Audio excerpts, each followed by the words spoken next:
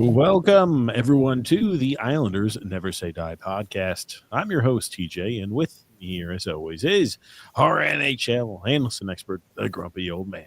They say there's no shame in his game because he's always the same. That's me.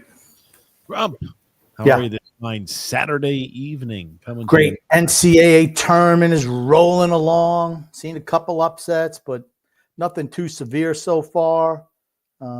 Hopefully we can hold your attention for the entirety of the show and you won't be watching too much of the NCAA tournament in the background.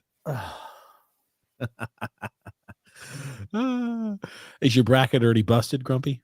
I didn't have a bracket. TJ, this is what and for other, I just want to let people know, I sent out some emails today to join the Islanders Never Say Die 2025 Fantasy Baseball League. I've taken over from Tyrannical TJ. Grumpy fucked it up. So okay, I'm sorry we're already cursing. 5 minutes, not even 5 minutes into the show. I'm going to have to fix Grumpy's mistake. Absolutely not. I haven't even sent TJ an invitation yet. So just because I don't want to hear him complaining. But I just want to let everyone know the people who have asked to join, you've all been able to get in. And so check your emails. We're going to have to get on the same page of that because Grumpy doesn't even know how to turn his computer on and off. And I'm supposed to be entrusting him the ability to. I'm in charge this year. I'm in charge, not TJ. Are you going to be adding here's the thing. Hand, Grumpy? We're going to do the draft over like a big old phone call. We'll get our rotary lines out. We'll get everybody on the same call together.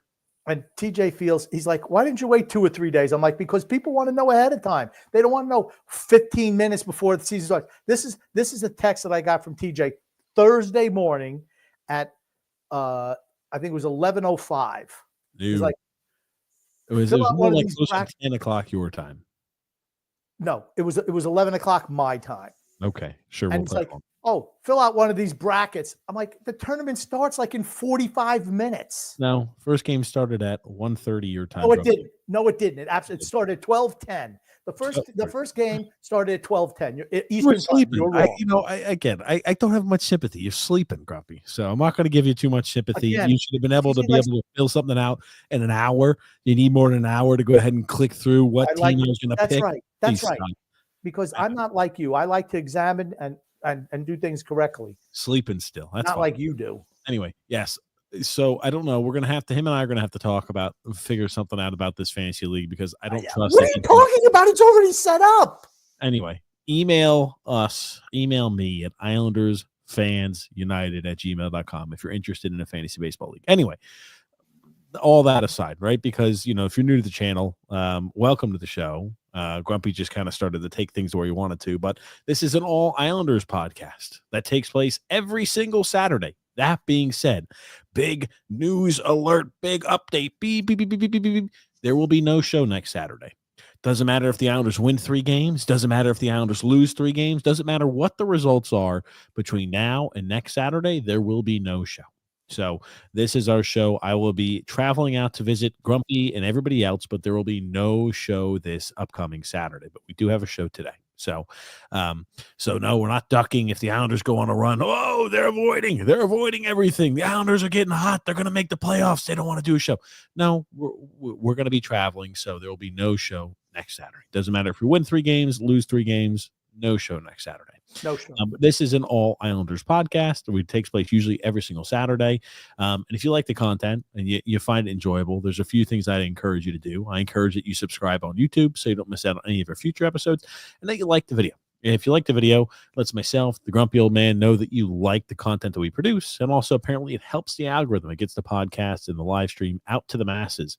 I will say we do have one other piece of housekeeping. We also do have an all sports podcast that takes place every single Sunday. So that'd be tomorrow, where we talk anything and everything sports. You can find that in the link in the description below. It's called TJ and the Grumpy Old Man. It's myself, the Grumpy Old Man, and Son X, who works behind the scenes here, starring comments on this show. He goes ahead and we talk anything and everything sports. So that's NHL, that's NBA, that's MLB, that's NBA, that's college athletics, like NCAA tournament, that's like college football. It's literally anything and everything sports. NHL, you name it, we talk it. You can find that in the link in the description below, or as a featured page here on our YouTube channel, the TJ and the Grumpy Old Man Show. Well, let's start diving in. Since our last podcast, Islanders have gotten hot, Grumpy. They're playing, I wouldn't even say they're playing great hockey, but they're getting results right now. They're winning games or getting loser points. So right now, Islanders, I think, are sitting, it's 10th now in the conference, but they're only, if Montreal loses tonight, they're only like 1 point out of a playoff spot or 2 points out of a playoff spot. But they have games in hand over the Rangers. Yeah, the problem that the Islanders have is this is the easiest stretch of their schedule the rest of the way, and they're still not in a playoff spot. Montreal has like the 19th easiest schedule in the league, or 16th, whatever it was, and Ottawa has like the easiest schedule. So it's going to be real tough. The Islanders have a much tougher schedule down the stretch than either of those two teams. So it's problematic. And the Rangers, well, we're going to lose to the Rangers one more time this year. Yeah, well, the Rangers will be playing on the back end of the back-to-back in their 3rd game in 4 days. So that hasn't stopped them from beating us before in the same scenario. That's right. The last 2 times we played them, they were playing their 3rd game in 4 nights against us. It'll be like that for the last time we play the Rangers too. It's like we've had a competitive advantage every time we faced off them against this season, and we've had disappointing results against the Rangers every single time. I did a little bit of research. Just this season, the teams that the Islanders have played have been playing the 16 times at the back end of a back-to-back. And the Islanders have only had to play 10 times this year in a back-to-back situation, which I thought was interesting. Yeah, again, I think the schedulers, I've mentioned this earlier on in the season. Here's the thing. I think, as I've mentioned at the beginning of the season, in the middle of the season, and I'll mention here now, Grumpy and I disagree on this. I think the Islanders absolutely have a legitimate shot to make the playoffs. Grumpy doesn't believe that. He's going to try to stay steadfast in that camp. I think the Islanders absolutely have a chance to make the postseason. No bones to pick about it. I think that's been what I've said at the beginning of the year. I said it in the middle of the year, and I tweeted about it online too. This season reminds me so much of the 2022-2023 NHL season for the Islanders.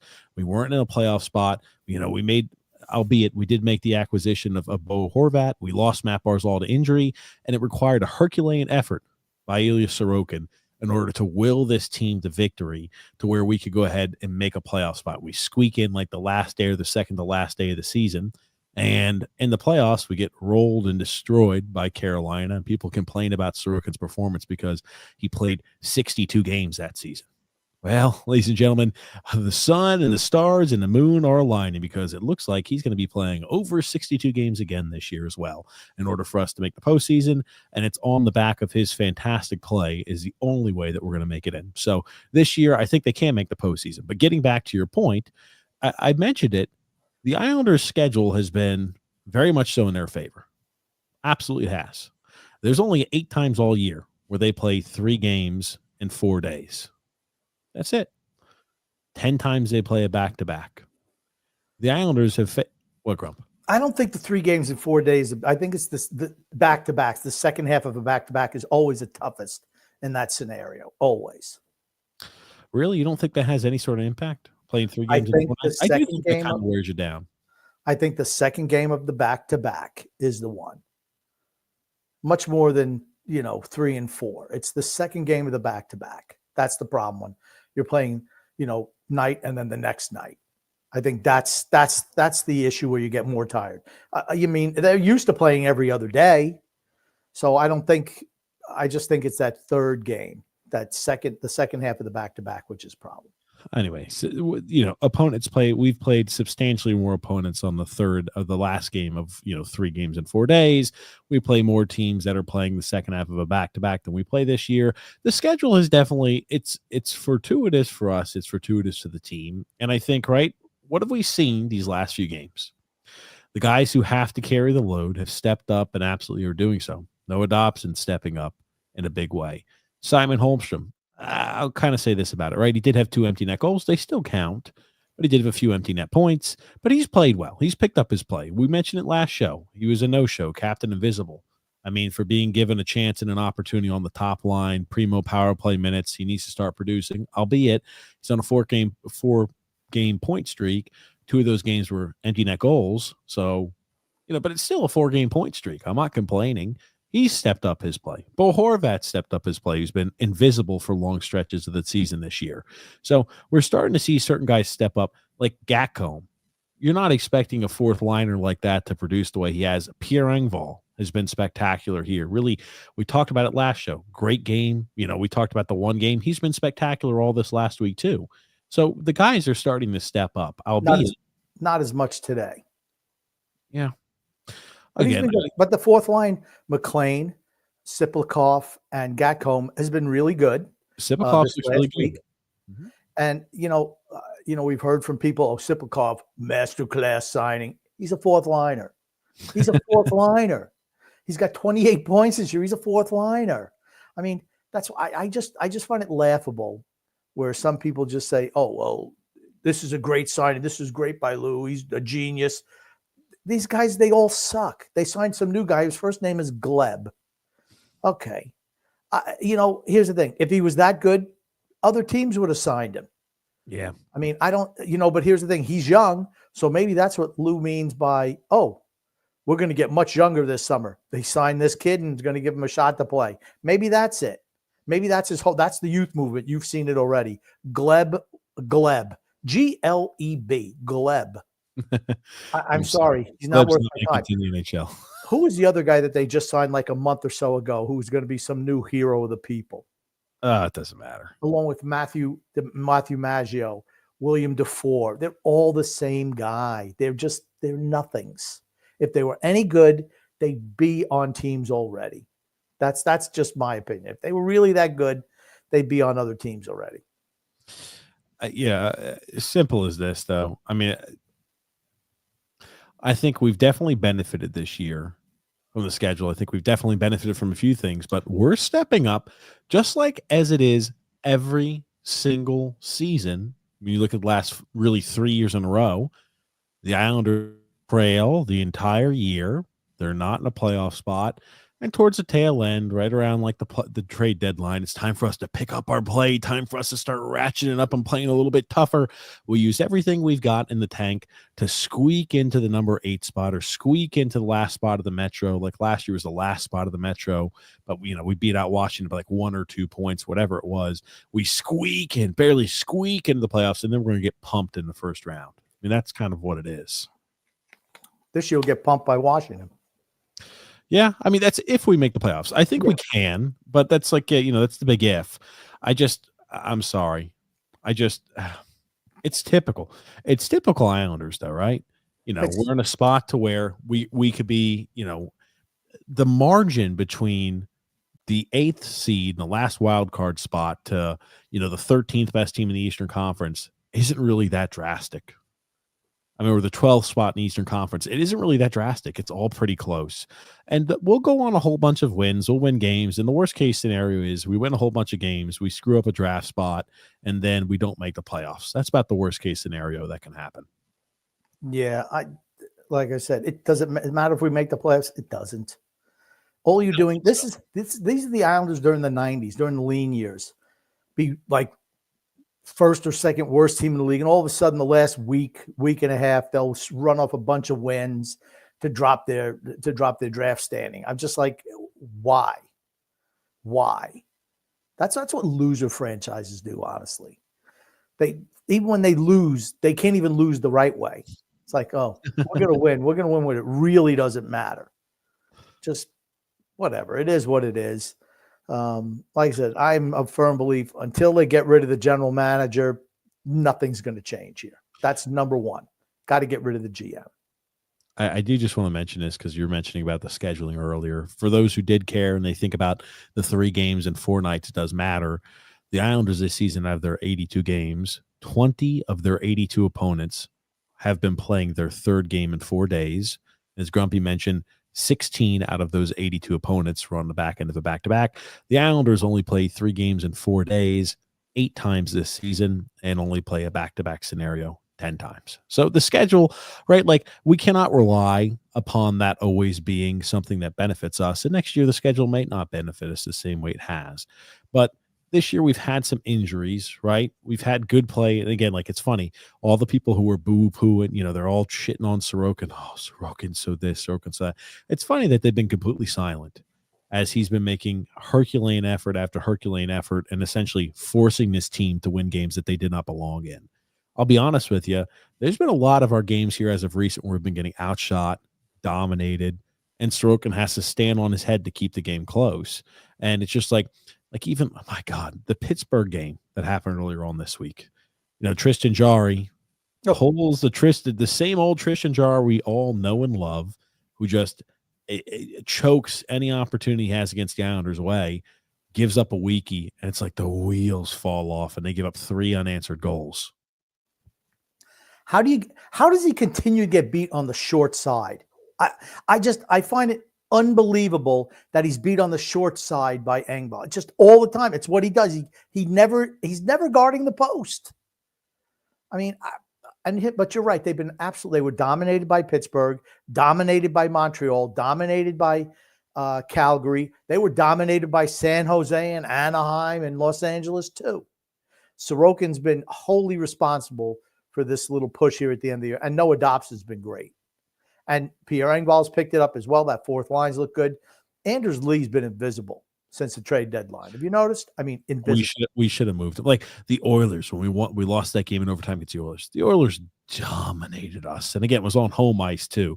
But it's just like it required 35, 33 saves to get us to overtime, against the Oilers. But it's just like we've been getting results. I don't know about you guys. I haven't liked the play on the ice though. So I know some people are going to be happy about it. The one thing that I think we do have to take into account here, getting ready for the postseason potentially, is we're in a spot where we've won a lot of games in overtime and shootout. Remember, the first tiebreaker is always regulation wins. So the way I look at it is we pretty much we cannot be tied with another team and squeak into the playoffs. We have to outright have more points than them. Well, Montreal and the Islanders are almost identical with regulation wins. So they're not – actually, the Islanders have one more regulation win than Montreal. So okay. Gotcha. Montreal and the Islanders are both towards the bottom is where I would say on that side. Right, Islanders at 25, Montreal 24, the Rangers 31, Columbus 23. Oh, I'm sorry. All the teams in the suck zone, Columbus, the Detroit Red Wings, the Boston Bruins, my God, they're all in the suck zone. I just wanted to let you know, TJ, that one of your favorites scored his 25th goal this season, Connor McMichael. Yeah, I mean that's and again, like it is what it is. But that's the guy who I wanted the Islanders to draft over Simon Holmstrom. We talked about True. it on the show years and years and years ago. He's played well. Again, Washington is a really stout team. Bevillier's played really well for Washington, and he fits in well as a bottom six guy for Yeah. them. There, he's exactly what you want. He's completely bought in. He's a really solid bottom six guy for a team that plays that style. So happy to see Anthony Beauvillier playing well. Brock Nelson's potted himself a few goals here as of recent.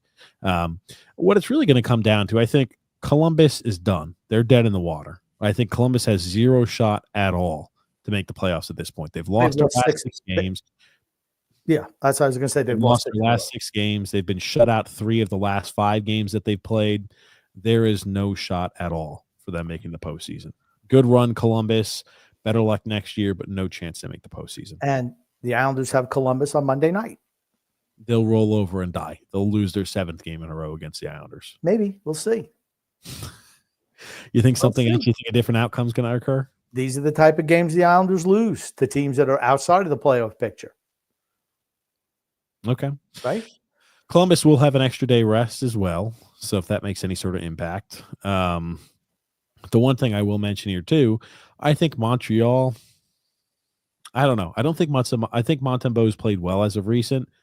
I didn't think he played well against us, and he hasn't played well tonight against Colorado. He's been getting, run off the ice. So Montembeau gets hot a little bit, then he gets cold. I don't think that's probably a long-term viable solution. I realistically think the number 8 playoff spot is literally between the Islanders and the Rangers. That's it. Those are the only 2 teams I think who have a legitimate shot of winning that number 8 playoff spot. We're going to find out. I wouldn't put past Montreal. Their schedule is easy down the stretch. Just is. We've gone over this, Grumpy. Okay, whatever. You believe whatever you want. So again, like the strength. I don't think the Islanders are making the playoffs, so I don't think they're making it. I know you've been saying it since the beginning of the year, and I've said since the beginning of the year, I think that it's very possible and plausible that the Islanders squeak into the playoff spot. But again, I think the result's the same. We have no shot to do anything in the playoffs. We have no chance to do anything. It's like in the NBA. I'll use the NBA and the NHL as the same analogy. If you watch the NBA, it's like being a middling team that's not good enough to get a good draft pick and win the draft lottery. You don't pick up any good players, and you're just good enough to squeak into the playoffs every year to get killed by whatever team is first in the conference, and then the cycle repeats over and over again. It's the worst spot to be in. It's absolutely the worst spot. If you're just stuck in that middle, you can't get better. You have to bottom out is the only thing you can do if you want to get better. Yeah. I mean, it's more prevalent in the NBA than it is in the NHL. But you don't want to get stuck in that middle just year after year, just dog paddling in the Atlantic Ocean. You don't want that. Update. And I just saw this. Thanks for somebody commented in. Montreal has come back from down 4-1 in the third period to tie the game 4-4. Go Canadians, baby! Oh, man.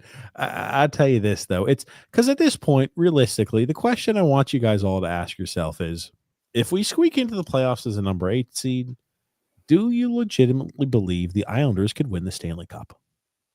That's really the question. I don't think anybody, even if you're very optimistic, is out there saying, yes, the Islanders could absolutely win the Stanley Cup. I just don't see that being a possibility. No. And do you want to see them, they'll relegate them to, they won't be on national TV, that's for certain. They'll just be like the Saturday afternoon game. The one, I'll get it out of the way game. We'll put the bigger games on late, prime time.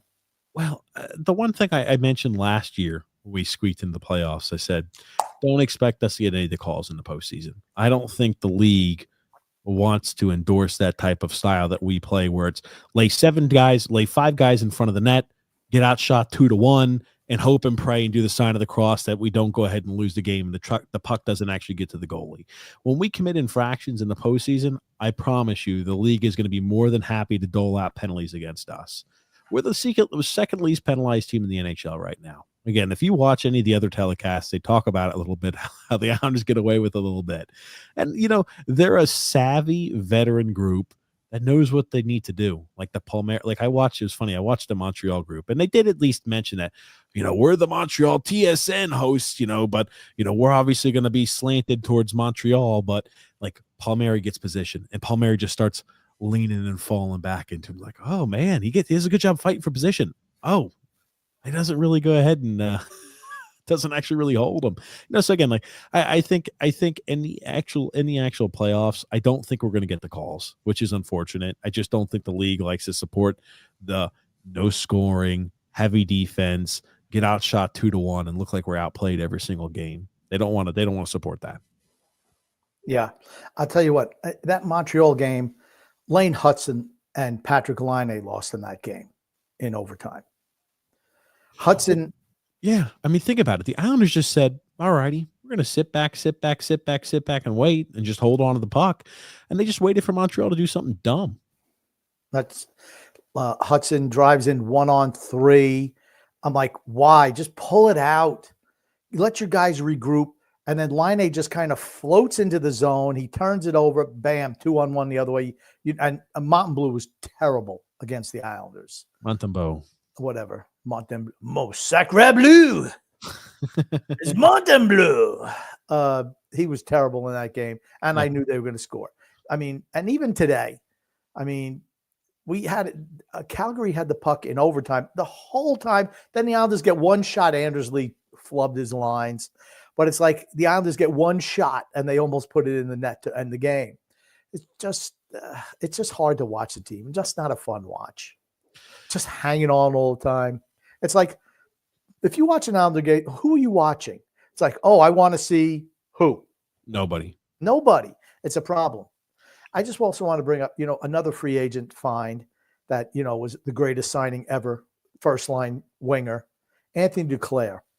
Is now on the third line, which is where he belongs because that's what he is, right?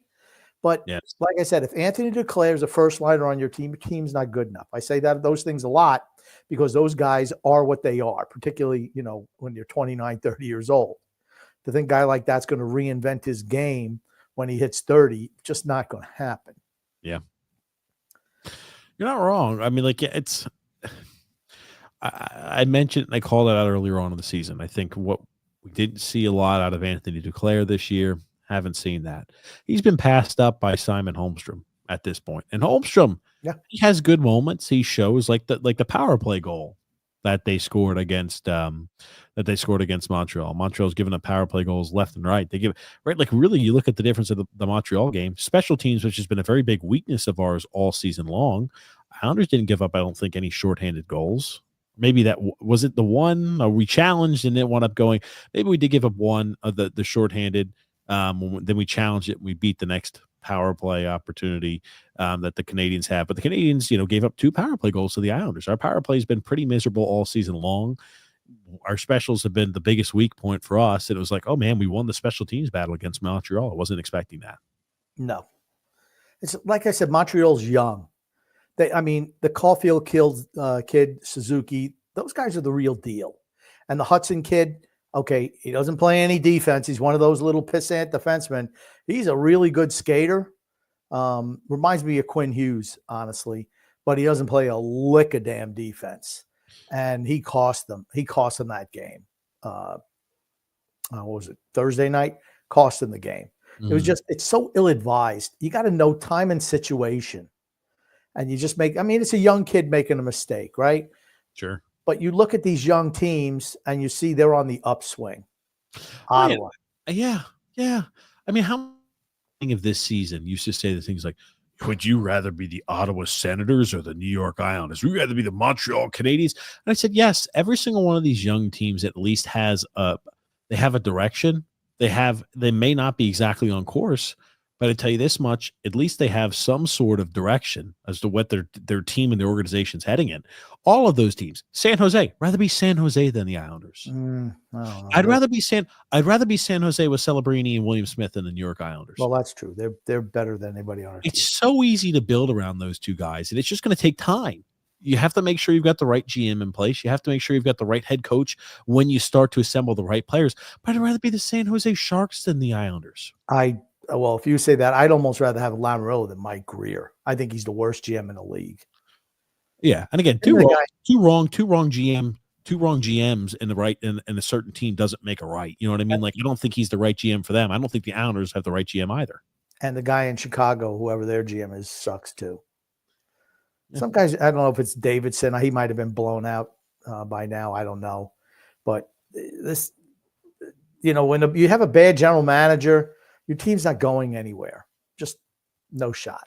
Yeah, the GM is always on. And like, if you got the wrong GM, that's ownership.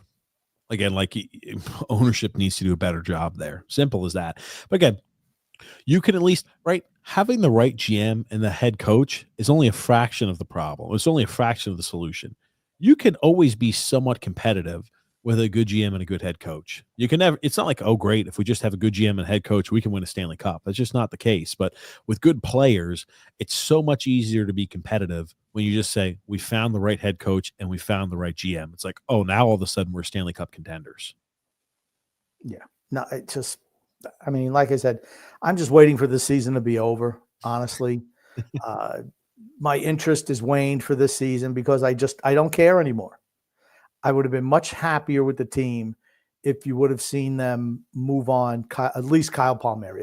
That's why I give it a poor grade for the trade deadline, because he didn't move Palmieri. Because of Palmieri, I just find it so ridiculous and laughable where, it's like, oh, well, we weren't getting back the value for Kyle Palmieri. It wouldn't have been a top level prospect in a second. So if you lose him for nothing, then you think, so you got no value at all. How is that a win for your organization? At some point in time, just got to cut your losses. He's a guy that on a team like this, why would you resign back a 34-year-old winger? You just don't do it. And his game's tailed off too. Have you noticed? Oh, yeah. His game's kind of tailed off too. Absolutely. I mean, you're not wrong. But hey, let's single out the guys who played well in this recent stretch. Because I do think there have been guys who've played well and are putting forth the effort right now. That's the reason we're winning games, even though I think we're being outplayed as a whole. With the exception of Holmstrom, who I think already is assured of a spot going forward, you're seeing Siplikov, Engvall. Yes. Who are some of the defense? I want to get to one guy in a second. Mike Riley has been showing hustle. He doesn't play any defense, but I mean, he tries out there. You got to give him that. Hogberg is back today. I thought he was okay. I thought he did was like, meh. Now the shot that he gave up in overtime, that's one he's got to stop. Sure. But here's the guy. I got a guy who's, I'm going to pick a bone with this guy, Tony DeAngelo. He will not get off the ice. You almost have to have a rope on him to drag him off. He thinks he should be out there 45, 50 minutes a night. And in overtime, he would not get off the ice. He was absolutely dead tired and exhausted. He was the one who was beaten, burned down low because he was just like, and again, like that happens in overtime. You're going to overextend a little bit. It's just always when he's on the ice, he always happens to take that risk and the opportunity. Sometimes it pans out. If it doesn't, it always leads to goal the other way. And that's why we lost the game. Yeah. There's a reason why he was playing in the KHL. Yep. That's what I'm going to say, because you can tell that he's got talent. He's got good wheels. A lot of offensive talent. Yep. But no one wanted him. Why? Nobody. There's a reason. Yeah. You have to, the defenseman, even if you're an offensive defenseman, you have to play some level of defense. You got to play a little bit of defense. And he plays none. He's miserable in front of his own net. You would say that they're going to want to try to re-sign him, would you not? Yeah, they're going to re-sign him. And you have to move defensemen then. They're going to move. That's the movement they're talking about going into this offseason. We're going to make some changes. Well, you can't possibly have 10 defensemen signed going into the season. They're going to move like a Scott Mayfield or some ancillary defenseman probably. Okay. What kind of value does Scott Mayfield have with 5 years left on his contract? None. Where he's been a healthy scratch a lot of this year. Bottom pairing guy who's been a healthy scratch. I don't think he's got any value anymore. That's why I didn't want to re-sign him. Maybe a fifth-round pick. Even as his biggest fan, I did not want them to resign him. We're never going to see Varlamov again. I'm firmly in TJ's camp on this now. He destroyed his knee. He'll never play hockey again. Never play hockey again. He's done. And he's got another 2 years of contract left. It's just LTAR'd. Yeah, you don't need to sign backup goalies to long-term extensions. Guys in their mid-30s, just dumb. I mean, at least we don't have as many of these guys this year. I think Palmieri is going to go somewhere else. I think he's going to go back to the Devils or somewhere. No, honestly, as an Islander fan, would you blame him? No. I wouldn't.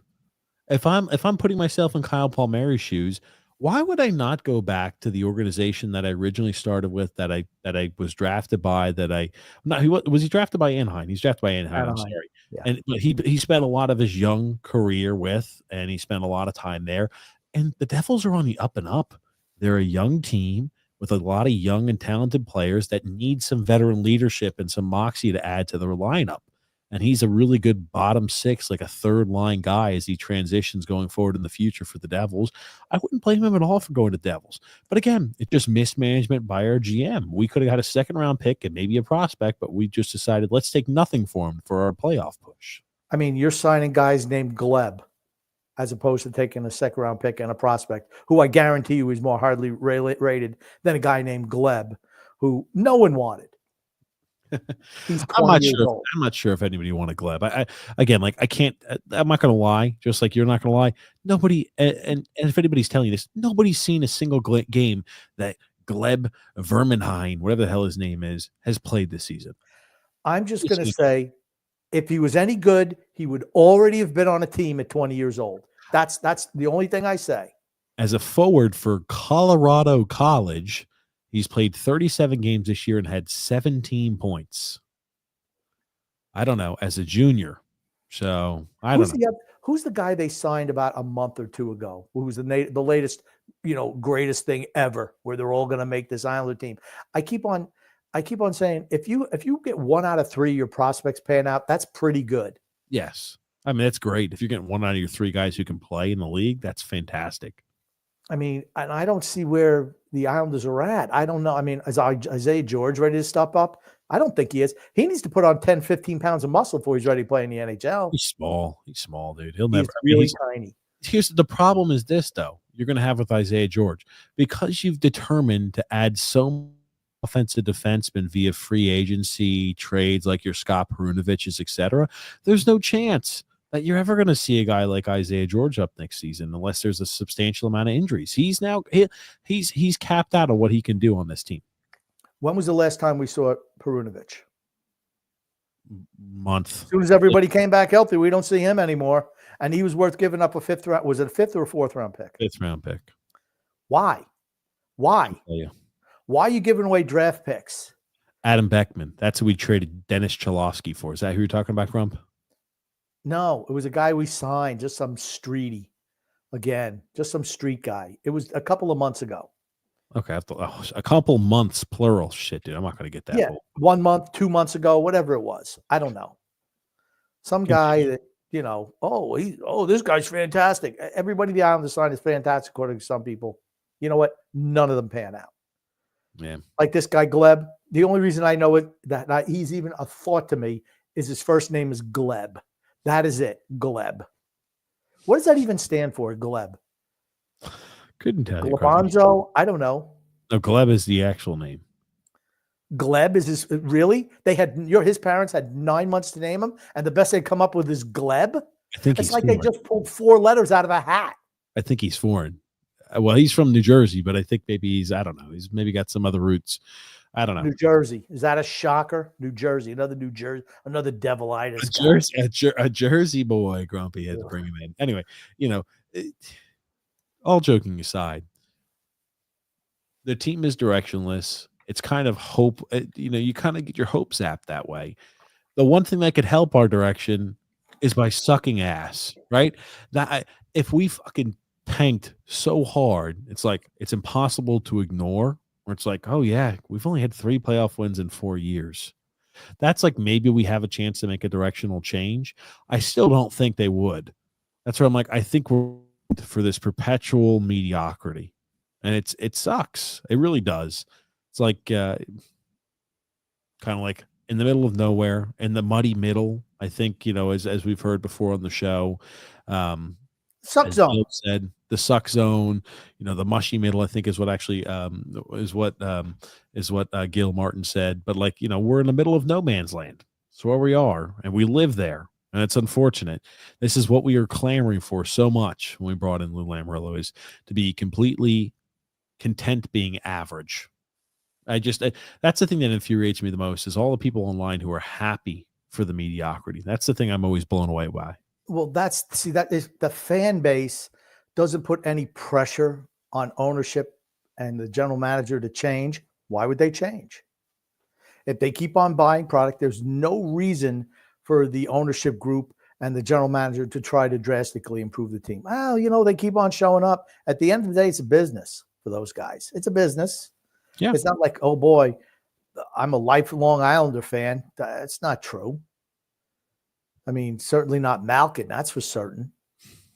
I mean, and I'm not putting him down. It just is what it is. He's looking at it from a dollars and cents point of view. He's a businessman first. It's not like he's a guy who, like the Steinbrenners, and the Steinbrenners, let me tell you something, they're playing it cheap too for the Yankees now, right?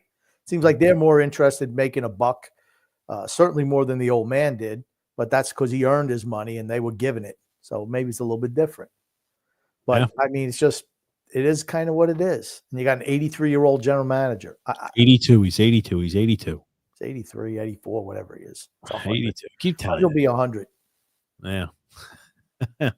Oh, man. So, that's kind of where we are. I think, and if I want to say maybe Montreal did tie the game up tonight. If Montreal wins it, sure, maybe they're in the race too. I just realistically think, I'm not sure how long Montembeault can play well or well enough for them to win. I just think when you look at the Islanders and the Rangers, superior goaltending compared to Montreal.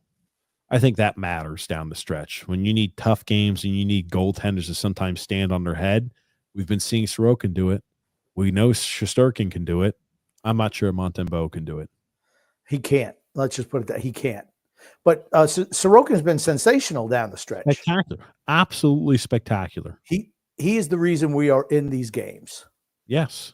He's the reason we're getting. They're all Sorokin points. And Dobson's been really good too since coming back from injury. Really good. Yep. But here's the thing, right? You got an injuries. All of a sudden now they put Dobson on the left-hand side. So he's playing his offside again. Always Dobson. Yeah. Did you see Huberdeau's goal right after the Islanders went up 3-2? This is a lucky goal if you think about it. I don't know what the goal was doing. It was a deflection, like from a billion miles away. It felt like it was a deflection, right? Well, which one? You're talking about Huberdeau's goal? Yes. Yes, Huberdeau was a deflection where, you know what, Romanov just wasn't strong enough on him. He got positioned. Romanov got out-muscled by Jonathan frickin' Huberdeau today. Oh, yeah. Well, I've been saying this a million times. When they're getting the deflection goals, it's because the Islanders, anytime they have a lead or they get headed in their own zone, is line up as many guys in front of the net as humanly possible and just prevent anything from going through. And hope and pray that our goalie makes the save. But that is our defensive style. That's what we've been doing on the penalty kill recently. Box 4 guys up literally inches away from the net and hope and pray to God that the puck doesn't actually get on target. That's all we can do because we are not good enough to play defense at a substantial level to actually run through, the roll through there and kind of mark men. We just got to line everybody up in front of the net. And he's exactly right. Romanov, think about it. Romanov before like the All-Star break too, or before the Four Nations face-off. Remember, was against the Minnesota Wild. He was getting beat down low by guys without issue. Just like, Pat, I'm going to go ahead and stake my claim here in front of the net. I'm going to redirect they're going to throw pucks on net because we need to generate a goal, and they're able to redirect it on Romanov. Romanov's just caught there standing, can't clear out the garbage. It's not just him, but it's all the guys. That's how you have to beat the Islanders. How do you beat the Islanders? Throw guys in front of the net, start shooting pucks, and redirect it in. 30 goals. That's the only way to beat that team. I noticed one thing I'll notice about the Islanders' play of recent, though, and you watch it against other teams who should be hustling more than they are. The Islanders are beating teams to the loose pucks almost all the time. Why? Because Islanders are a team of fourth liners for the most part. So that is their skill set, is going hard. Like Montreal, they were just kind of float, and you see a lot from the defensemen. They'll start floating back a little bit, and the Islanders come hard. Oh, geez, I got to come and get it. And then there's a battle. Matheson. Right. There's a battle in the defensive zone and it winds up turning into a goal, all because of the Islanders' hustle. Like Matheson had the position, was in good stride there, one-on-one with Bo Horvat, just got caught being freaking lazy. It's like, Move your Horvat feet. just moved right around him, and Matheson, and like on the telecast on the Montreal, they're like, wow, I don't know how Matheson got passed up. It was a good, quick burst of speed, but Matheson has to do better there. And I'm like, that's exactly right. The sense of urgency, some teams do not play with enough of a sense of urgency. And the Islanders, for their shortcomings, all the shortcomings they have, always play with a sense of urgency on the ice at this time of the year. There have been games earlier on in the year where they didn't play with that sense of urgency, which is the reason why they're blowing third period lead after third period lead now. And back-to-back games, we did blow a third period lead. We did so against Montreal. We did again today. And we lost today's game. We wound up winning in overtime against Montreal. But again, you look at it, you're like, man, we play with an absolute sense of urgency down the stretch, and some teams just don't. That helps us. You look at teams who are quietly tanking, right? I'm not going to put Colorado. Boston. Boston is absolutely the team that's quietly tanking. From where they were 2 years ago, the best regular season team in the history of the sport, 2 years later, they're in full tank mode. They know. They were old. They got a lot of their guys got old at the same time. So you know what they did? We're just cutting everybody, get rid of people and start over. Yep. Their prospect pool is not deep. What did they care about? Regardless of what Lamoriello says, you know what? They want draft picks. Every team should want draft picks. Yeah. It's the lifeblood of every organization, right? I say it 1,000 times. Say it 1,001. That's what you need. You need draft picks. They're cost controlled. And I mean, it's tough in the NHL because the kids are 18 years old when they come out. It's not like the olden days when, they come out at the age of 20, where they were kind of developed. Mike Bossy was a first-round draft pick, for the Islanders at number 15 when he was 20 years old. At 18, I bet he might not even been picked because of how frail he was when he was 18 years old, or he would have been a 6th or 7th or 10th round draft pick back then. Grumpy, this guy, Mike Bossy you're talking about, he sounds just like this Gleb fella I've been doing a lot of research on, Grumpy. He was a little undersized. That's why he wasn't signed. But now that he's signed, I think he can be just like Mike Bossy. Yeah, it's just another body for the grinder. It's all he is. One the body for the meat grinder. If he was that good, he would have already been signed by somebody before he was 20 years old. I don't have a problem with the signing, guys. I don't think Grumpy has a problem with the signing. I just don't like when the fan base is like, oh my God, this is the greatest thing ever. I'm like, let's please put it in perspective. It's just they picked up a guy who was an unsigned fella who doesn't even average but like half a point a game in college hockey as a forward. He's like number 9 on their team in scoring as a forward. I'm not expecting anything from this guy that could maybe contribute more than a 4th line checking role in the NHL. I'm not getting excited about that. Sorry. Yeah, I mean, like I said, I'm all in favor of guys who flame out in other organizations who had draft pedigree, like Adam Boqvist. I had no problem bringing him in. No problem at all off of waivers. Now, what did you learn from Boqvist? He's probably a better forward than he is a defenseman because he doesn't play any defense. But he's shown wheels and he's showed offensive ability. And again, all the guys here have effort and they all have buy-in. Yeah. See that all the time. That's a credit. That's credit to Patrick Waugh. Yep. But it's, we're just not good enough. And Bo Horvat's played well too. I think Bo Horvat down the stretch has played well as well. Oh, no, he's absolutely been turning it on. I think he's been completely lackluster and multiple times this season. He absolutely has been amping it up, playing his best hockey. Guys have not given up. Islanders never say die. It's true. They don't. Yep. But the whole thing is that only gets you so far. You need talent. You need some talent. At the end of the day, particularly come playoff time, everybody's hustling all the time. You're not seeing a bunch of floaters come playoff time. No. And that's why the Islanders get beat in the first round every year because they're not talented enough and the other teams up their game. I mean, there is no slacking. There is, like for the teams that want to compete and are competitive, there is no half-assing it. There isn't. And when the Islanders are making those runs, the talent was better than it is currently, and the effort was always there. I don't think the effort, if they make the playoffs this year, will be different than the effort going forward, but the talent is obviously substantially less. Yeah. And the other team, not just Florida, did the same thing this week. They were just existing out there for the majority of the game. Then the Islanders score with whatever it was, 6-7 minutes to go. And the rest of the game was in the Islanders' end. And Sorokin was sensational. They're just missing the pucks hopping over their stick, or they're just missing the net. But they turned it on. It's like you're seeing a lot of those teams just, oh, it's the Islanders. They suck. We don't have to put out 100% effort. And that's what you see. Montreal did lose today in overtime with a goal on Brock Nelson's stick in shootout. Brock Nelson. Well, you know what? All it means is that the Islanders have just lost, they're still 2 points behind Montreal. Yep. And I guarantee if you look at the Tankathon schedule now, you're going to see Montreal's schedule is going to be even easier down the stretch than the Islanders now. Yeah, and I'll say this here too. Like when you looked at that game against the Florida Panthers, just like the Oilers, both teams on the second half of back-to-back. Both those teams were. So the Islanders, if they want to make it in, they have very winnable games upcoming, and they've got to take care of business against these very winnable teams. I mean, that's about as simple as it can be. We're 2 points out of a playoff spot. We're 2 points behind the Rangers. We're 2 points behind Montreal, or we're 3 points now behind Montreal. No, I'm sorry. Yeah, we're 2 points behind Montreal, and we're 2 points behind the Rangers, or 1 point behind the Rangers. Same amount of games played as Montreal. We've got 2 games in hand over the Rangers.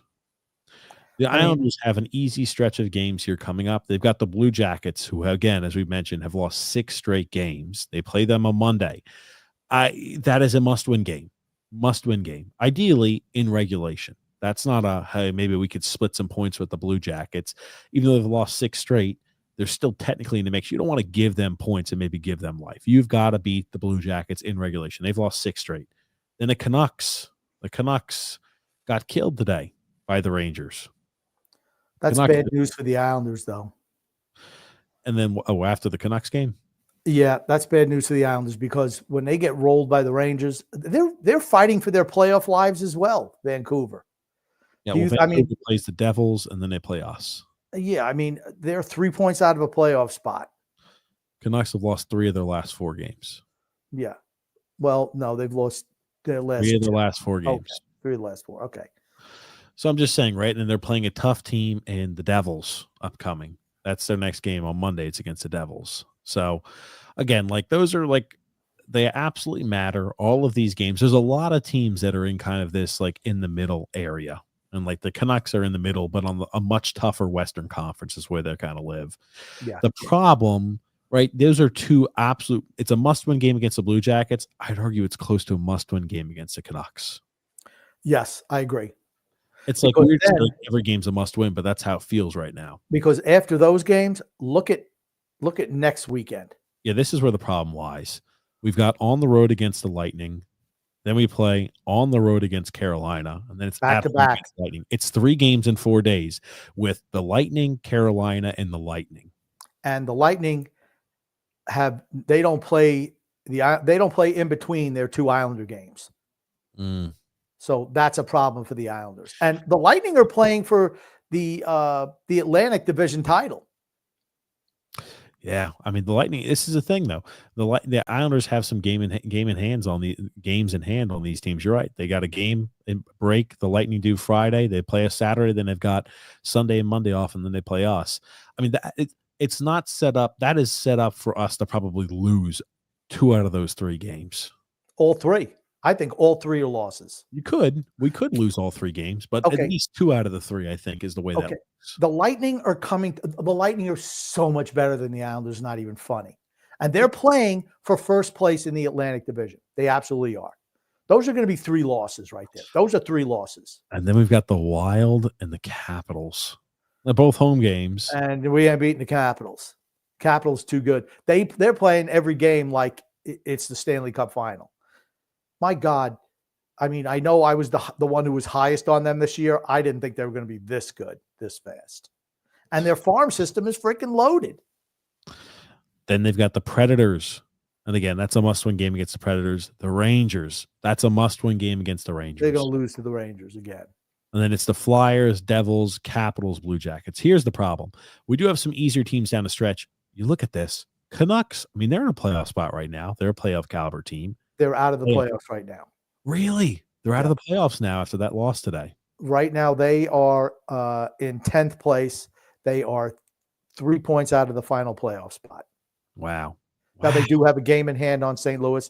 Calgary is 2 points out and has 2 games in hand on St. Louis. Here's the thing. Minnesota is in the second wild cards. And Minnesota always beats us too, just to let you know.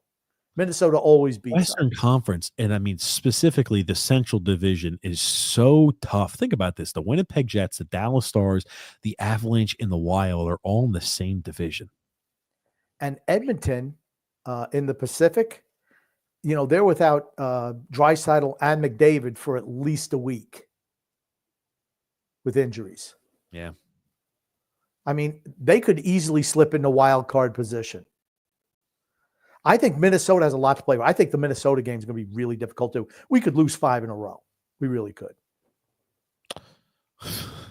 Well, I'm not so sure, but I mean, we're going to probably split. I mean, we've been average. We've been average. So by the rule of averages, if we go and win a few games in a row, I mean, it wouldn't be out of the ordinary for us to lose a few games in a row. That's for certain. But again, you look at those games, right? Really, like the Canucks, they're not going to roll over and play dead because they're fighting for a playoff spot. But the Lightning, the Hurricane, the Lightning, the Wild, the Capitals, yikes! And here's the thing: the Rangers. You get one little bit of a breather against Nashville, who historically always plays us tough, and it's going to be in Nashville. And then we play the Rangers again at a home ice, but it's pretty much going to be Rangers home game. Barry Trotz. You don't think he's going to pull out any tricks he can? Oh, no. Try to prevent us from making the playoffs. Anything's possible. Anything can happen. Isn't that right, Grumpy? Oh, right. Goodness gracious. Yeah, so, I'd say this. We've played extremely, again, better results than I would have anticipated. I mean, you look, the never say die attitude against the Penguins. Down 2-0 going into the third period. Tristan Jarry did implode, but we didn't quit. We didn't roll over and die, and we easily could have. You want to know when I knew that game was over? Tristan Jarry gave up that goal. 7 seconds into the third period, where they get a fluky bounce, and Palmieri comes, bangs it off the post, and Jarry backhands it into the net. That's it. That's it. Game over. It was 2-1 at that time. Advantage of Pittsburgh, but I knew they were done. And then I can't believe he gave up the goal short side. That guy gets beat on the short side all the freaking time. All the time. Stick side, always short side. He never protects it, ever. Yeah. He's spent quite a bit of this year in the AHL. He's not been playing. He belongs. He sucks. He cost my fantasy team, by the way, which would have won the whole title again this year. That piece of Sid Jarry pitches a shutout. That freaking Jarry pitches a shutout. A shutout. When the hell was the last time he had a shutout? Ugh, Jarry. Give me more reason to hate you. He sucks. Oh, God. Anyway, well, let's read the ad. Well, yeah. Today's podcast is brought to you by DraftKings. The NHL season has been as predictable as a puck rolling on its edge. Nobody knows where it's going, but that just means there's time for your favorite team to figure things out. There's time for the Islanders to figure things out, guys. And games left for you to get in on the action at DraftKings Sportsbook, an official sports betting partner of the NHL. It's super easy for first-timers to get started. Try betting on something simple, like picking a team to win. Go to DraftKings Sportsbook app and select your team and place your first bet. And if you are new to DraftKings, listen up. New customers can bet $5 and get $150 instantly in bonus bets. Download the DraftKings Sportsbook app now and use the promo THPN. Again, that's promo code THPN for new customers. Get $150 in bonus bets instantly when you bet just $5. Only on DraftKings. The crown is yours. If you have a gambling problem, call 1-800-GAMBLER. In New York, call 877-8-HOPE-NY or text HOPE-NY. In Connecticut, help is available. If you have a gambling problem, call 888-789-7777 or visit ccpg.org. Please play responsibly on behalf of the Blue Hill Casino Resort. You must be 21 years or older, and age varies by jurisdiction. It's void in Ontario. New customers only. Bonus bets expire 168 hours after issuance. For additional terms and responsible gaming resources, see dkng.com/audio.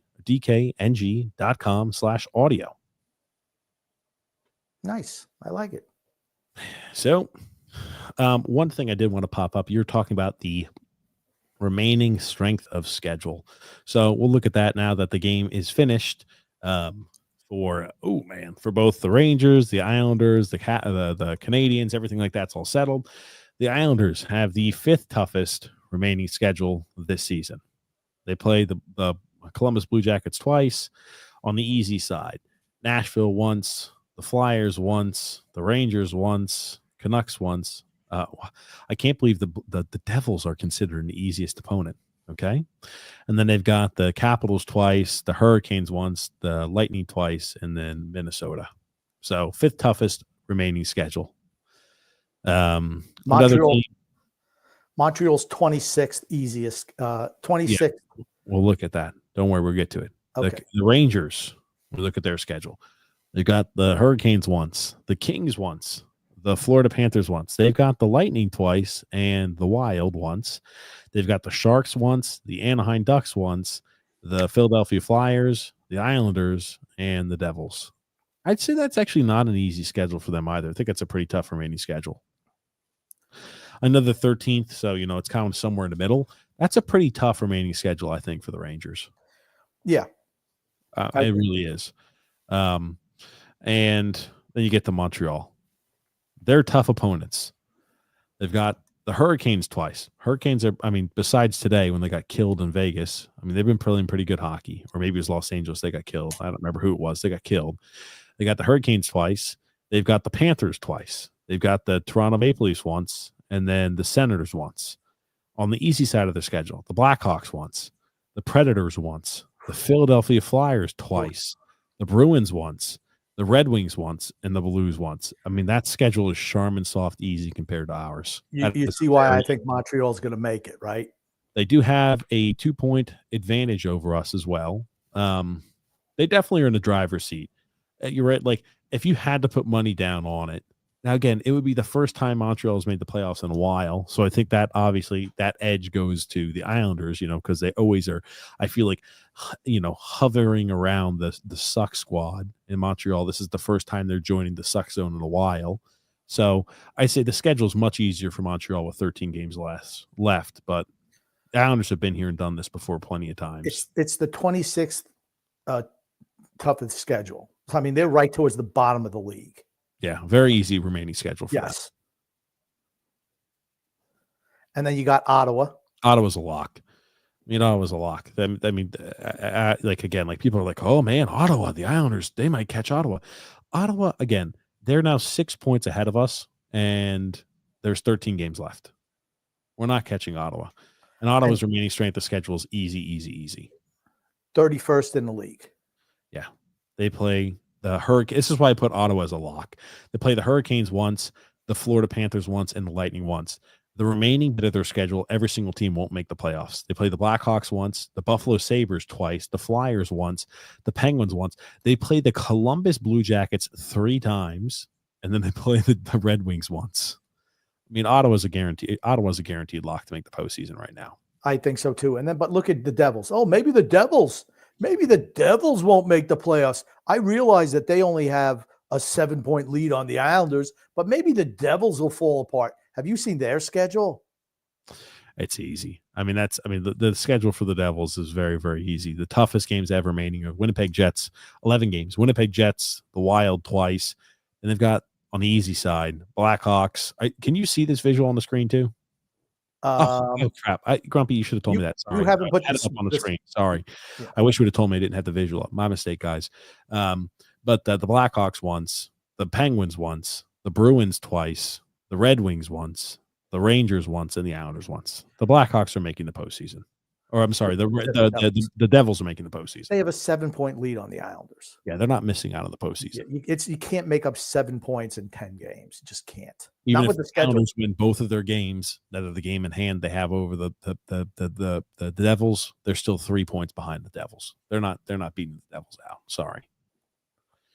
But again, as time continues, right? Next week, that's why I made sure to blink it as many times as I could at the beginning of the show. There will be no podcast next week. We may be in a playoff spot next week on Saturday. We may be completely out of contention because we lose too many games in a row. Whatever it is, there will be no show next Saturday. I will say we will know if we're going to make the playoffs by the next time we do the show. The next show. Yep. The next show won't be until the following Saturday. Yes. So it's like April the 5th is the next show. We'll only have then really 5 games or 7 games remaining on our schedule. We'll pretty much know if we're making the playoffs at that point or not. Yeah. Agreed. Yeah. Alrighty, let's go ahead and start jumping in some comments here. I hope X been doing his job and starring things. Rain Grumpy.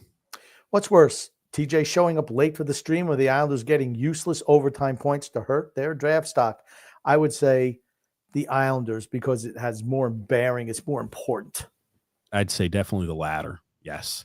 The Islanders getting a whole bunch of useless points for a team that even if they make the playoffs are a guaranteed first round exit. That's the worst case scenario. Because, man, think about it. If we went the other way, and let's say we just like Boston did, think about Boston right now. Boston knows exactly what they're doing. They're 69 points. Now they're like the third or the fourth worst team in the conference. Maybe the Penguins jump over them. But, like, they're in a spot where very reasonably they could expect to be getting a top 10 pick. Pretty much as a lock. Yeah. Maybe you win the draft lottery. You get Michael Misa. Or you get the defenseman, whoever they've got up there too. Like, again, Boston knows what they do. They have a direction, a freedom fund adventure. Matt Coronado, and the Long Island native and Islanders fan playing for Calgary did more to help the Islanders' future today than any of the Islanders' dim-witted players who now want to try and win after giving little effort. Yeah, I mean, all year they didn't seem they were trying. It's frustrating. It's frustrating to watch. I think that's it's frustrating.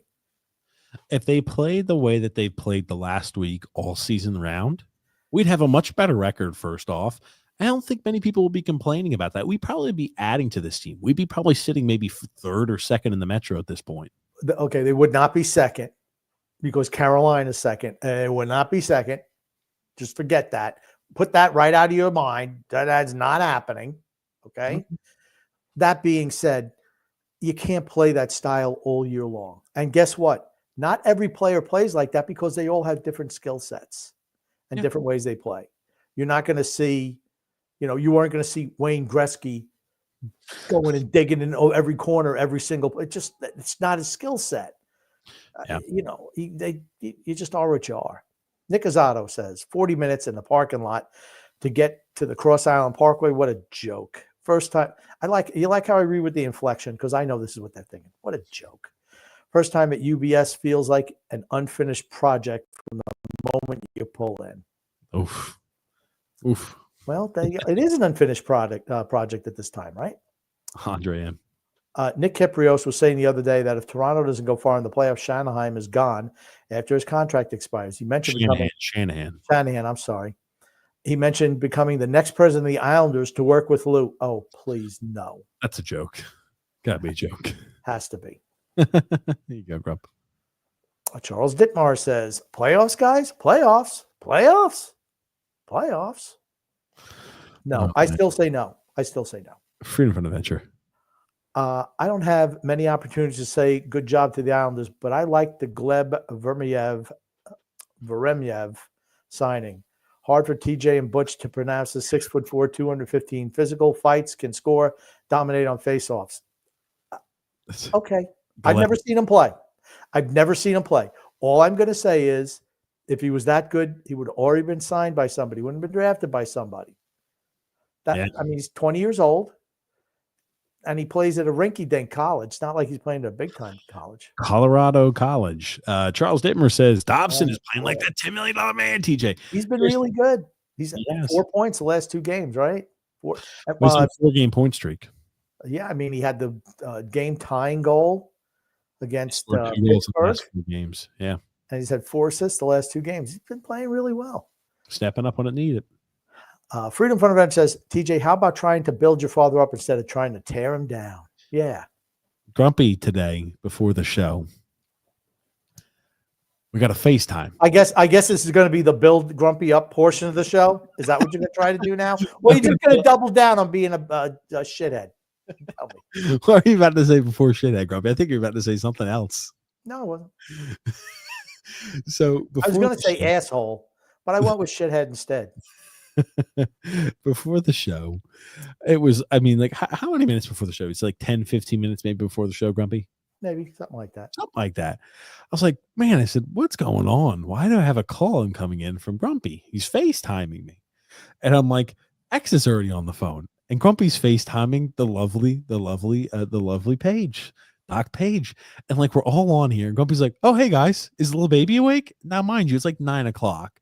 9 o'clock Grumpy's time. It's 8. You know, the little baby's asleep. And I'm like, "What's going on, Grumpy? Why did you FaceTime?" He's like, "Oh, I didn't FaceTime you guys. You guys must have FaceTime me."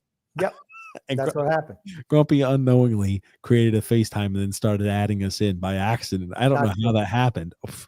It's not true. Everybody on the conversation confirmed it, Grump. It's not true.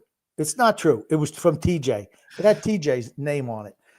Calls. TJ. That's who it was. Yes. Anyway, not no. Grumpy struggles Yes. with technology. Grumpy struggles with technology. Not true. Once again, not true. As most old people do. So once again, most old people struggle with technology. Grumpy falls in that camp. Instead of trying to build someone up, TJ tears him down and then laughs on him and spits on him. When it was him who set the whole thing up himself. Oh, that's what it is. It's all my mastermind plan, isn't it? Drew says not even 5 minutes in and Grumpy already wants to kill TJ. Well, that's kind of the reason why it happened.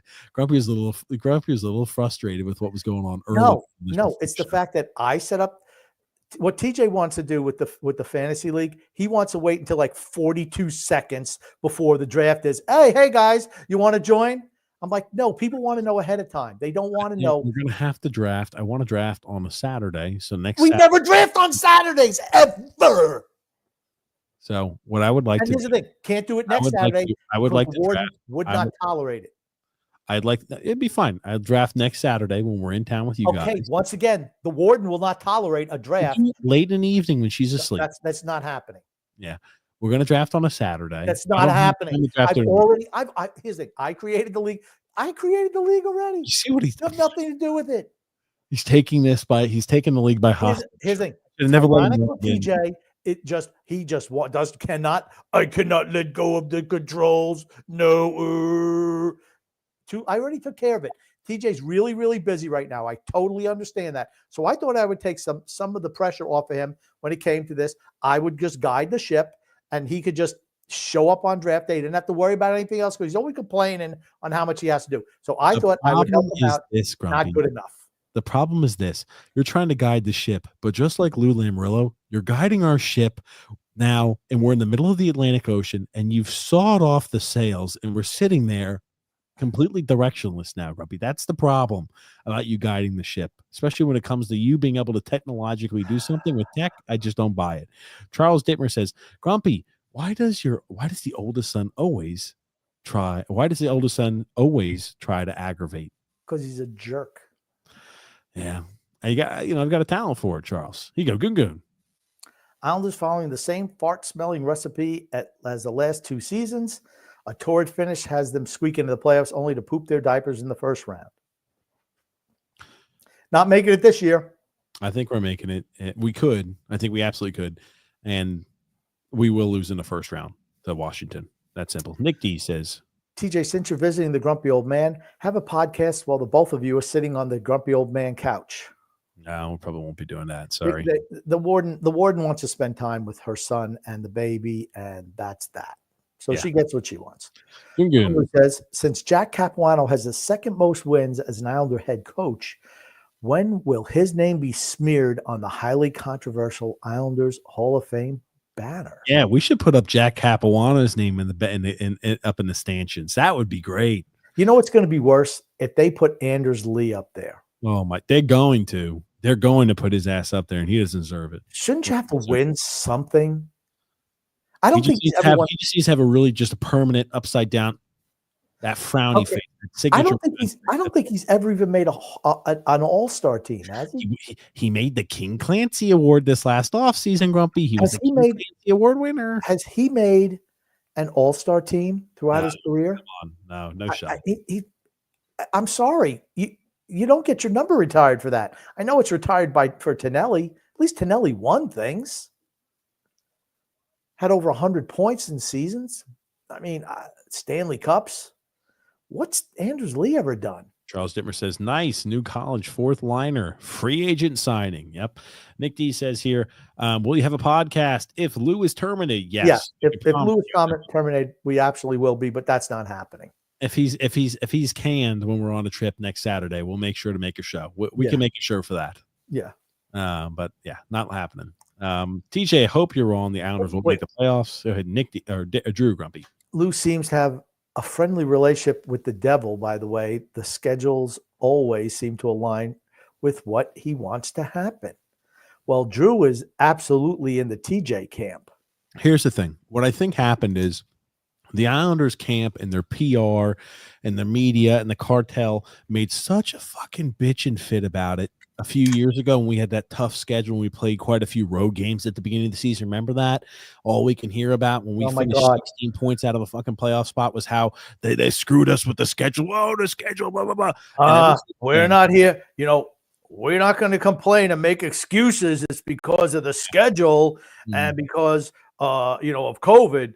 But I'm like, God damn. You know what? That's what everybody who says I'm not going to make an excuse says that. I'm not going to make excuses, but then they wheel out the excuses. Stop being bitch. I just wish as soon as somebody says I'm not going to make an excuse, I'd be like, okay, then stop right there. I don't need to hear anything else you're going to say. Okay, no excuses. Great. Fantastic. Thank you. But yes, again, I think they absolutely, after all the bitching and moaning and complaining, the Islanders got the way they wanted. Every single year, they've got more teams they play the second half of a back-to-back than we do. Again, 16 teams are playing this year, are playing in the back end of a back-to-back. We only play a back-to-back scenario 10 times this season. And when you look at it, again, times that we face opponents who've played 3 games and 4 games and they're on their third game playing in 4 days, in our favor, right? 20 different opponents will be playing their third game in 4 days against us this year in our 82-game season, and we only play 8 times, 3 games in 4 days. Just nuts. Freedom, fun, and adventure. TJ's Rangers are so much more physical and energetic than our Islanders. Islanders should not make the playoffs. Hopefully this TJ prediction is as good as his quarterback predictions. Another humiliation with an early exit. Yeah. I just let it slide. Nick Azzato says Duclair is trash. He's super lazy. Ryan Richards says Duclair sucks. Yeah. He was our big free agent signing, right? And what did we say? How good could he possibly be? 9 teams in 11 years. Not good. Just come on. There's a reason why he's been on 9 teams in 11 years. And one of them was the team that drafted him. I mean, so he spent a few years there. Everybody else, one and done. No. And he's a third liner on this team. He's a third liner. Think about that. He's a third liner on this offensively challenged team. I'm just interested to see where we are in the league in scoring. That's, I always find these things kind of interesting, to be honest. Freedom Adventure says, I hope one day the Islanders are really good and we can all meet up for a game at UBS. It would be great to make fun of TJ and his little bastard brother in person. Shit. Yeah. X is a worldly traveler, so he'll definitely, anytime we're like, hey, we're going to go travel to do something, he's on board without a doubt. And JP, just to let JP know, check your email. You got something from ESPN today. Join up for the Islanders Fantasy Baseball League. Yeah.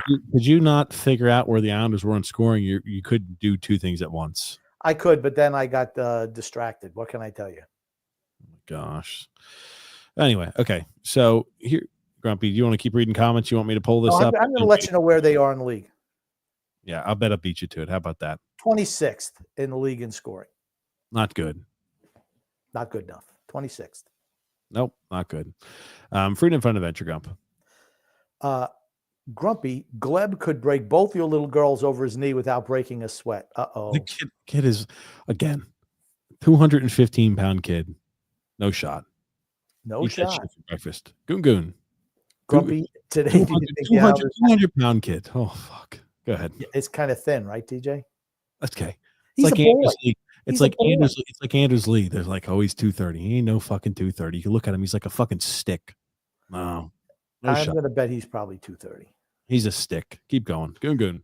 Grumpy, today, did you think the Islanders had in the bag? Is your confidence beginning to sag?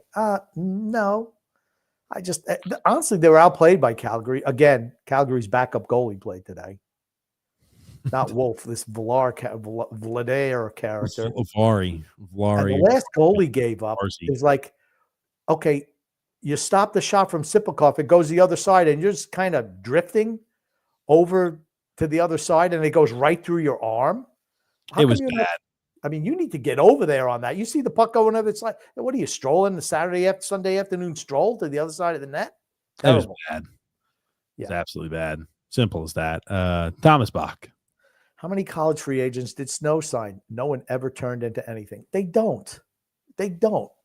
And this thing, I hope the kid pans out, but chances are he's not. The only thing he's going to be memorable about this kid is his first name, Gleb. That's it. I can't even remember the guy they signed in December, who was the next hero of the people.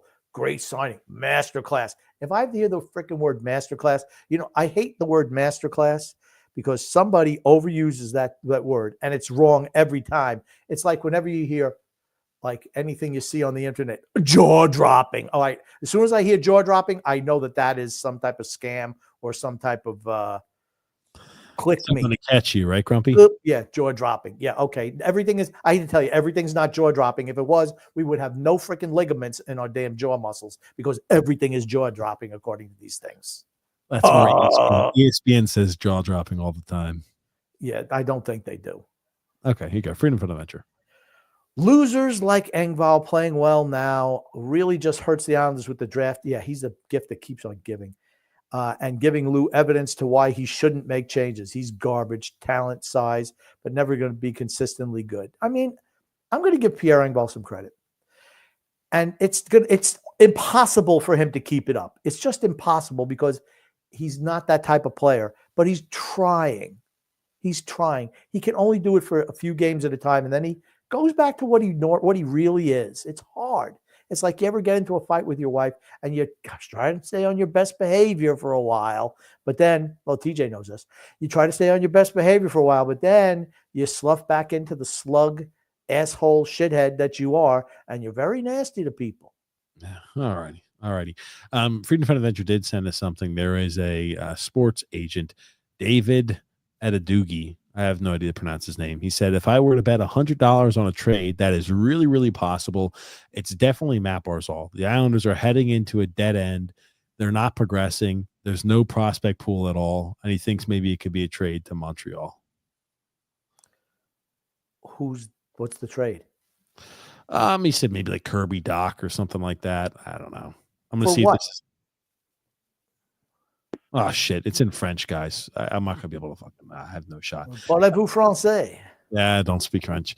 Long story short, he said that he thinks, again, most people. You couldn't read the names? You couldn't decipher the names? Even you should be able to decipher. He wasn't giving like, oh, this is going to be the trade layout. He just said he thought a real serious scenario could be the Islanders trading away a guy like Matt Barzal because he, just like us, just like everybody outside of this organization, thinks the Islanders are at a dead end. They probably need to do something a little different to start rebuilding the prospects, and maybe trading away Matt Barzal or trading away some players would help that. So Matt he thinks Barzal. he thought Matt Barzal could be traded. He said if he bet $100 on a trade to happen, it'd be Matt Barzal to be traded to Montreal or something. Andre. Okay. Win the cup, is that a joke? We'll be done in 5 games. I think we get swept. Freedom from Adventure. I believe the Islanders can win the Stanley Cup after the rebuild, but not with most of the guys on the roster. It needs a massive overhaul. I'll be old and gray. I'll be by dead. The time period. Grumpy won't be alive. You'll never see another Stanley Cup, Grump. I can go to Toronto and go like to the Hockey Hall of Fame. I can see it. It's the only place to see another Stanley Cup is the Hall of Fame. Here you go, Grump. Andrew L. says, sort of like Dobson did, taking a wrist shot from the point that was never going in and giving up possession for the next 3 minutes in overtime, then fell asleep on the overtime. It was not Dobson. It was not Dobson. It was freaking D'Angelo. Yeah, I didn't bother with it. Simple as this, like Andrew L., like when Michigan State, just like we were talking about in the other show, gets knocked out. They almost got knocked out by Bryant in the first round. When they get knocked out early, you'll see. Again, Dobson's played well. Simple as it is. He's bringing the offense that you're looking for at a guy like him. He offers a lot more defensively. He's throwing the body around a lot more recently too, which I think is definitely, I'm not saying it's like transformative his game, but he's throwing the body around a lot. And I mean a lot. It's more than what he has before in the past. I think if you get him throwing his body around on a consistent basis is the big thing. Watch out for Dobson. Okay. It's not going to happen because that's not who he is. Watch out.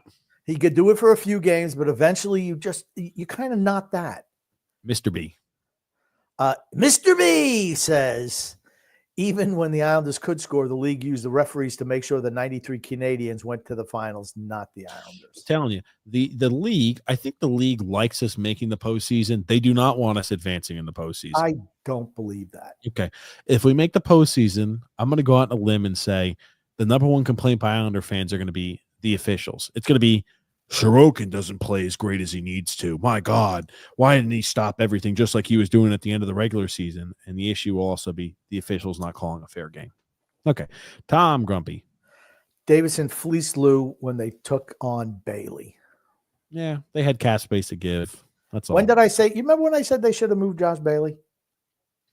After the Eastern Conference Finals when he played a great series. Absolutely. Move him on. His value's never going to be higher. He's a piece of shit who's never going to be anything more than he was a borderline hack. They didn't do it. They wound up having to give up assets to unload that guy. Grumpy. Next comment from Gungun. Gungun says, TJ, have you been brushing up on studying for your big stump, the TJ question tomorrow night? I have. Will you experience stage fright? No stage fright, but I'll get it wrong, whatever it is. Doesn't matter. An adventure. Grumpy, I used to think you were the anti-Lou, but then I noticed something similar. One, nepotism. I noticed how you were similar. Oh. Nepotism. Tolerating a guy who doesn't work hard and show up at all. That's X. Or doesn't show up at all. X is it doesn't show up at all. I must be the don't work hard. And 3, exploding on guys who say stupid stuff. No, okay, number one, nepotism is you. Tolerating guys who don't work hard or show up at all, that's X. And exploding on guys who say stupid stuff, that's both of you. AC says, can you shout out Moose Jaw Sasquatch for his birthday? Happy birthday, Anthony. Happy birthday, Anthony. Happy birthday, Anthony. Have a good one. Hopefully this Islanders win didn't put a damper on your day. Well, we lost today. Lost, whatever it was. Hopefully the loss didn't put a damper on your day. Hey, don't let the facts get in the way of a good story. Gungun says, Grumpy, can you give us a toast of your mysterious purple drink? The Islanders leading the third period was over in a blink. That's right. It was over in a blink. There it is. Grumpy, do you need a hug? No, I don't need a hug. Drew, we're disappointed you're not going to be in the fantasy baseball league this year. We know that you're busy, but we're going to miss you, just to say. Freedom of Adventure. Islanders once again had offers for Mayfield at the deadline and either didn't trade him or Mayfield used his no trade clause to remain. I would blame Palmieri only for telling Lou he wanted to resign and then not. I wouldn't blame him at all. I wouldn't either. Just business. That's all it is. Yeah. Business. Big Islander fan. The attitude of this team by the fans is every year is just get in and anything can happen. It's the thing that's so fucking infuriating. But do you want to know what happens every year? The Islanders lose. It's like in the NFL. The teams that squeak in as the wild card consistently say, oh, man, I've got a really high chance of winning the Super Bowl. No, not really. No. If I'm the third wild card team that squeaks in every single year, am I saying, oh, I'm destined to win? Probably not. No. Nope. Yeah, freedom from adventure. Grumpy, even baby Liza prefers Gleb to TJ and X. His parents immigrated from Russia. Tell you, okay thing, Gleb can out-squat, outlast, and bench more than TJ. I guarantee he does not bench more than TJ. I haven't squatted in years, but I was going to say squat more than I do either. He's built like a fucking twig. He's a hockey player. Islanders move on. Stuck circling the toilet bowl. Something. Yeah. David DeJesu says, "Hey guys, late night. Do you think Noah Dobson should be traded this offseason if he wants $9 million or more? If you move Noah Dobson, you got to do a full rebuild. If trading Noah Dobson would finally force our team into hit the explode button and rebuild, trade him. Trade him. Dan L. Boquist, George Gatcombe, George Fashing a few years ago, Hogberg, all these guys are prospects or people signed to around NHL minimum. No need to lock in these bottom 6 players. Absolutely. Same thing with Casey Zizekas. Is Casey Zizekas even playing anymore? He looks invisible. But it's like, again, you get the Gatcombes, you get these guys Fashings that pop up every once in a while where it's like, oh, he plays good for you. That's all you're looking for out of a bottom 6 guy, bottom pairing. Hey, a guy maybe does it for 2 years and we're on to the next one. That's it. That's right. I've always said you don't re-sign bottom 6 guys to long-term deals. Pierre Engvall. Just don't do it. Casey Zizekas, Matt Martin, Cal Clutterbuck. They're imminent replaceable. You don't have to pay them anything. Vet minimum. Because here's the thing, they'll run through a freaking wall because they want to play in the NHL. Yep, and I have no issue with their effort. They're just not talented enough. Moose Jaw Sasquatch says a guy named Gleb from Jersey who grew. Let me see if I can put that to a song. Let me tell you a story about a man named Gleb. Came from Jersey, grew up a Rangers fan. Obviously, beads blue and orange. If I can swing and a miss. I needed more words to. Yeah, well, it didn't happen. That's all right. Maga says, it reminds me of pizza. Maga. Yeah. We're kind of in that mid 2000 stage of mediocrity with the likes of Kozlov, Blake, Sillinger, Yashin, etc. I think those teams are better than this one. Yes. He also says your poor Sorokin has a goal and 2 assists in the last few games and got benched. And David DeJesus. This new kid we just signed will be replacing Martin on the 4th line. When's the last time we had a legit scoring winger? We don't have one now. Yep. 26 in the lead of scoring. David DeJesus says we always will be a borderline team. The borderline team because we signed third and fourth liners. Yes. The Freedom Fund Venture says here the Islanders make potentially a good signing. You two got to shit all over it. We don't get a lot of positive news. Why get excited? Size, dominant in the face-off, not a sissy, can score intense. Dillinger or maybe Dillinger who fights. I mean, I've never seen him play. I can't comment. All I'm just going to go is if he was really that good, he would have been signed already by somebody. Okay. I just don't care. Like, it doesn't move the needle. I don't get excited when I see that. I'm like, oh, okay, great. We just brought somebody in for the organization. Phil told me that the reason he signed with the Islanders because Lou said that he was going to get an opportunity to play next year. Okay. So what does he tell you? I don't even know how you talk with Phil seriously, Grumpy. Like, come on, please. I just find it okay. So obviously any other team that was looking at him wasn't not guaranteeing him a shot to play in the NHL. Why? Because he's probably not that good. I mean, Matt Rempe. Do we need our own Matt Rempe? Maybe. Freedom Fund Adventure, Grump. BS garbage Islanders players didn't have effort most of the season for this season or most seasons. They don't even show up in every playoff game. This roster needs to lose about 11 to 16 guys to be competitive. They do show up in the playoffs, just the other teams show up too. There is no half-assing in the playoffs from these other teams. Like, they don't catch them sleeping or like falling asleep for like 15 minutes in a game that give up 2 goals and like, oh shit, now we're going to get that back. We just kind of like fell asleep there for a few shifts. Matthew S. says here, Dobson isn't getting 10, won't even get 9. If he wants to sign long-term, he'll get a lot of money. Just be prepared for that. Andre M. What is wrong with Shanahan as the next president? Why am I having problems with his name today? As the next president of hockey operations, Lou will retire soon as Shanahan can get a new GM. Okay, what has Shanahan won for Toronto? Nothing. A playoff game. one playoff round. One. Yeah, that's it. Dominic Manino says, I would rather they not make the playoffs. We need a rebuild for a lot of people to go. Lee, Pajot, Dobson, Palmieri. Lou will never do this. I think he has to go too. He's the number one. Until you move Lamoriello, no changes will happen. New GM, new thoughts, new ideas. New GM comes in, he's going to say, this team's not good enough. I'm just telling you. Because he has no attachment to the players. Vernon says, good evening. What's up, Vernon Bellows? Smoothjaw Sasquatch says here, TJ, your ears at the top of your head are fading into the background more than Anders Lee after the trade deadline. Drew L. Grumpy. You know, the funny thing about Siplikov was that he signed with us because he believed that this team would provide him with the biggest opportunity to play top-line minutes. So much for that. Yeah, I guess maybe they should have consulted Patrick Waugh before they signed him. Hey, Grump. Drew says, Grumpy, have you thought about whipping out that belt on TJ a couple of times during the podcast when TJ acts up? Just needs a smackdown. I just like to hit him with the mute button. Boop. When he starts monologuing. Oh, you caught me monologuing again. That's right, Syndrome. I caught you monologuing again. Nice comment, Grump. Drew says, yeah, I know I'm sad too, although I have to limit any distractions as far as I can for my own sake. Totally understand. I'm just saying you're going to be missed this year. That's all. Brett Weiner says, rest in peace, George Foreman. Do you know George? Even you know George Foreman. The boxer. The grill guy, right, TJ? Yeah, the boxer. Keep going. Who's Evel says, really need to fire everyone in Bridgeport from Fredo to the water bottle boy, new GM and coach, all the works. True. We never developed any prospects. Nobody.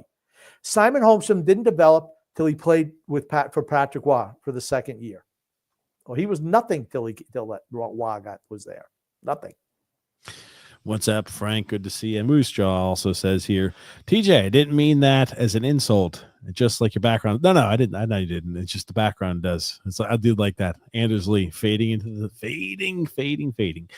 Kelly S says here, the Islanders need to do what the Penguins are doing. Move out the older guys for draft picks. Absolutely, Kelly. Couldn't agree more. That's the problem. Again, we're directionless. They could have done the Washington thing 3 years ago, but they chose not to.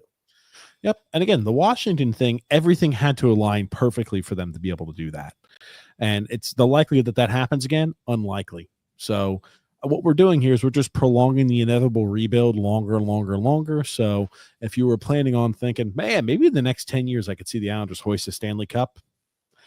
You're looking at about, once they finally determine the rebuild, about 10 years until we're really competitive again. 7 to 10. It's just the way it's going to be.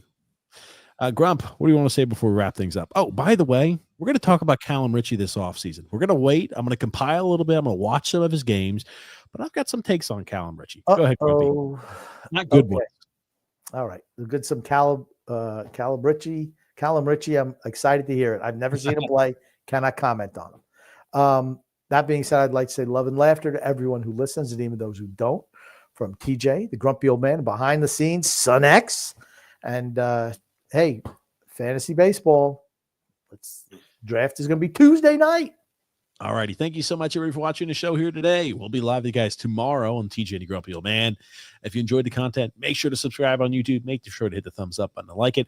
Thanks so much, Grumpy. Thanks so much, everybody, for the content or the comments there and commenting in.